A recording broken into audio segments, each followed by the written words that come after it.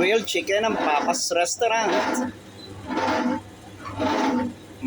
Marinated ng iba't ibang klase ng herbs and spices na talaga namang binabad ng isang buong araw para tumagos ang lasa ng mga masasarap na herbs and spices.